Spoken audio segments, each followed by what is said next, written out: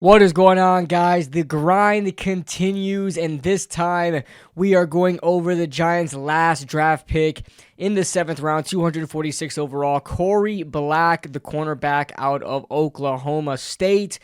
This is a guy that ran a 4.35 40-yard dash. That's a pretty impressive 40 time, especially for a late round prospect. Had 9 pass breakups in college. That I think that's like second amongst the draft class, right next to Trey Amos, and 13 forced incompletions. The last time I looked at my chart from Broshmo. So yeah, great stats, statistically great stats, and also had a 10.3 missed tackle rate, which tells me that he's a good tackler. I didn't quite see that on film. We're going to get into that in a second. But before we do, as always, guys, make sure you guys hit that like button and subscribe if you guys are new to the channel. But yeah, as I look at Korie Black, I like him, but you guys know I was a huge Kobe Bryant fan. Not the Lakers Kobe Bryant, rest in peace, but Kobe Bryant, out the corner out of Kansas, a little bit undersized, but just an absolute dog. I really wanted him. He went undrafted along with his fellow cornerback Mello Dotson, but I don't want to speak too much about that. I want to get right into the film here, and we will go into all the other prospects throughout the week. I wanted to start off with guys that we don't really know about. I might work my way back. I might do Marcus Bowe the next time, and then work my way back. I'll go Cam Scatterbo. I have a big project for Jackson Dart, so I may do Abdul Carter and then Jackson Dart. So let's get right into it, man. Okay, one thing I noticed from Korie Black is that he's pretty technically sound, has a good drop back, transitions nicely, can play press man, but his recovery speed isn't quite there. He's a track athlete. He ran a 4.35 40, but you just don't see the recovery speed as much as you would like. He's on the top of your screen here, number 2, and you can see the little bit of a double move here. It looks like a sluggo, very short sluggo, very subtle sluggo here from number 11. It's a good route. It just gets Korie Black right, get him to commit inside and get square. Boom.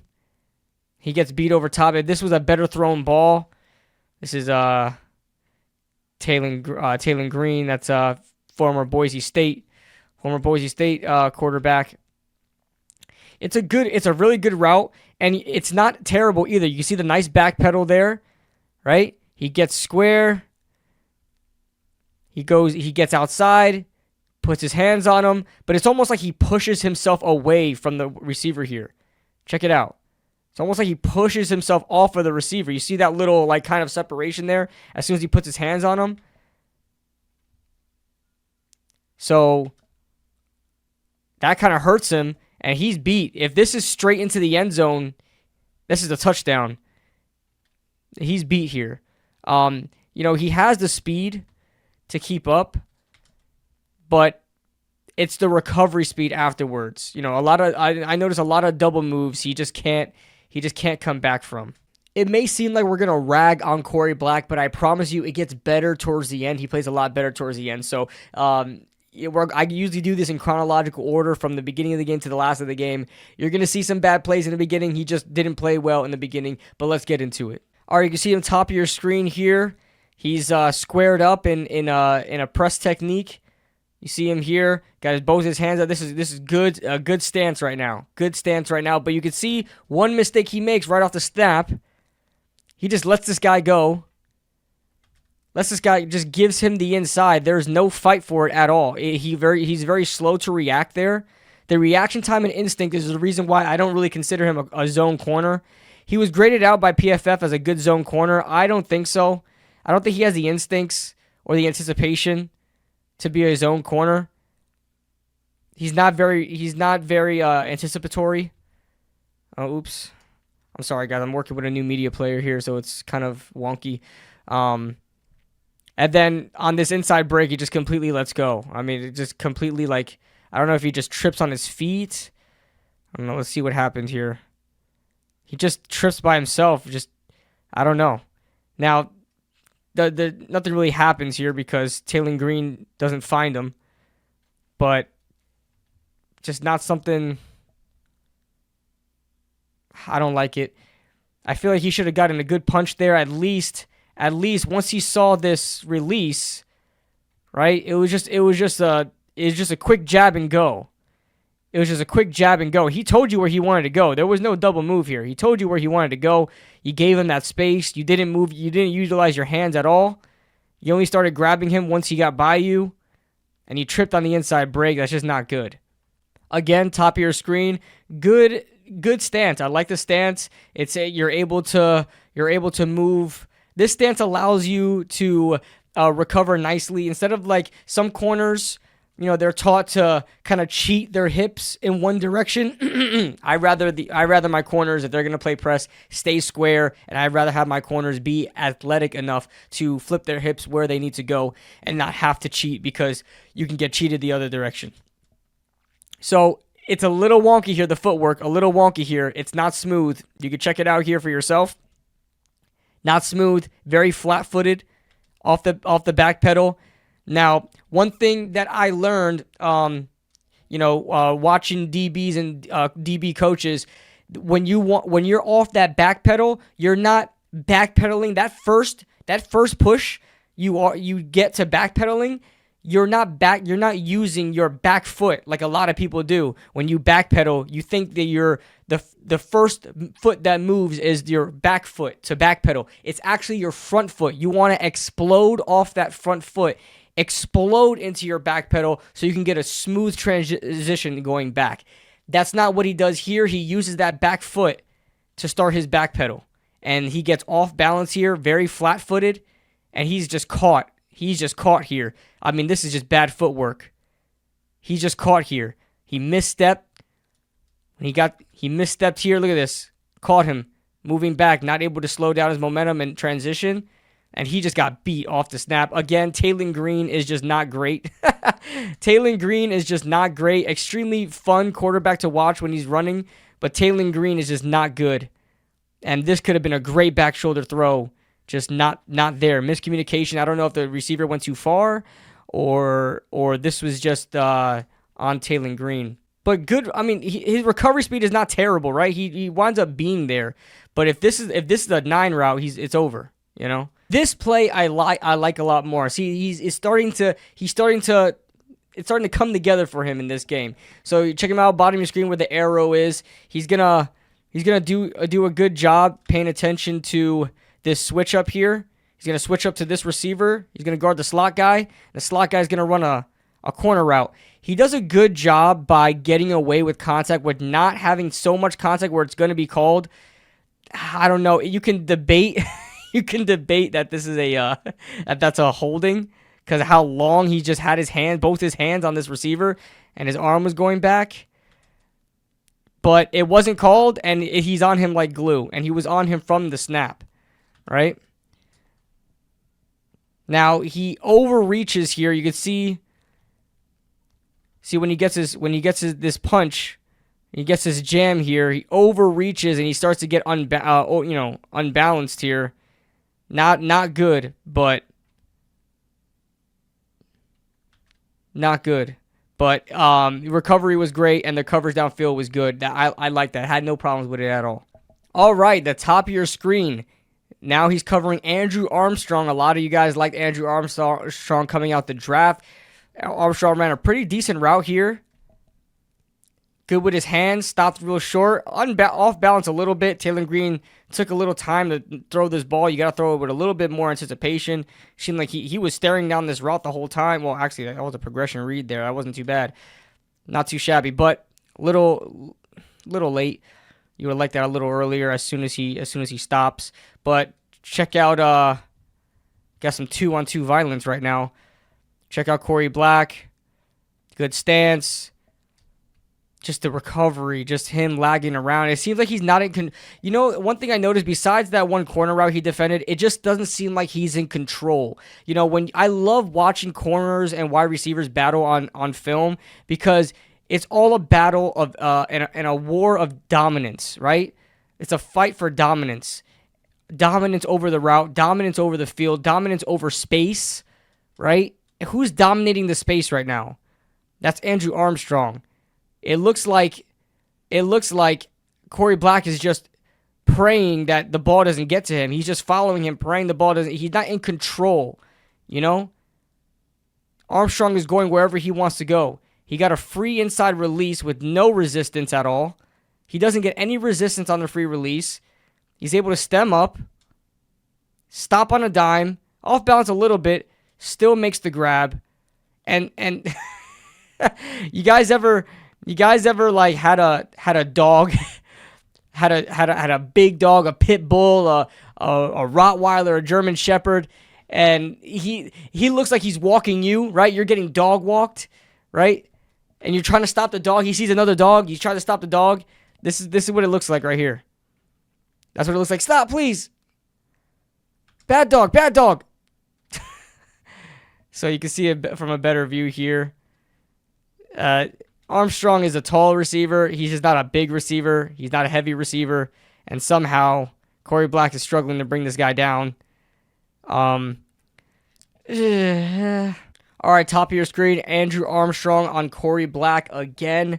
And again, split release. Not even a split. Yeah, this is a split release. Split release from Andrew Armstrong. No resistance at all. You're impressed man, but no resistance at all. He makes a false. He makes a jump. He makes a jab. I think this is to get the receiver off balance. He tries to jam. It doesn't get there. It looks like it's sort of a bluff jam, right? It's a bluff, but it doesn't matter for Andrew Armstrong. Stops on a dime, catches this ball easy, and just twirls him down. Again, the recovery is just not. It's just funny when you look at when you're going back like that. The recovery is just not great off transition, off the break. It's just not quick twitch like you see from top cornerbacks. It's just not there, you know. All right, this is Andrew Armstrong versus Cory Black again, and this is just not pretty. Let's just watch this in real time. This is just not pretty. Again, no resistance off the snap. He's supposed to be a press man corner, and there's no resistance off the snap. Andrew Armstrong is a tall receiver. Yes, he's just not strong, right? Armstrong, but not strong, not a big receiver, not a guy that's going to impose his will on you. Just quick off the snap. Like, what is that release? He jumped. He did a little bunny hop. At that point, you got a receiver bunny hopping on you like that? Split. What is this? What kind of release is that? I've never even seen that before. Like a bunny hop. You should have jammed that. This should have been a jam right here. But instead it's almost like Armstrong, he's in control of the battle for space. He's in control. Cory Black is just here. He's not in control. Again, it's a fight for dominance. And there's no dominance with Cory Black here. He just completely lets him go. No jam at all. Plays straight up. It's incomplete, but he got destroyed here. And that 4.35 speed, you don't see it there. You don't see it. In fact, this was an underthrown ball. Armstrong had to wait for this ball. Underthrown by Taylor Green, but that's not good.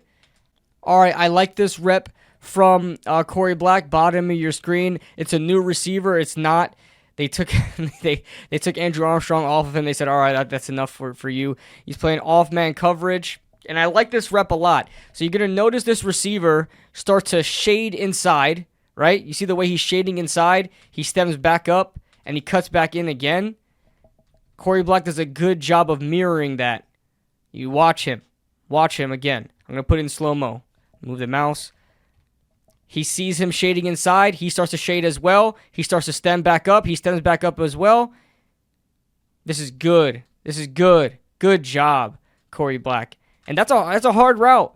That's a hard route, especially a quick receiver. Stop on a dime like that. That wasn't too much of a late ball. Could it have been thrown a little earlier? Nah, I think that was thrown. I think that was thrown with just fine anticipation. Just good job breaking on the ball and making sure that was incomplete. Way to get your hand in there as well. Clean pocket. Good anticipation. Throws the ball. It got tipped at the line, though.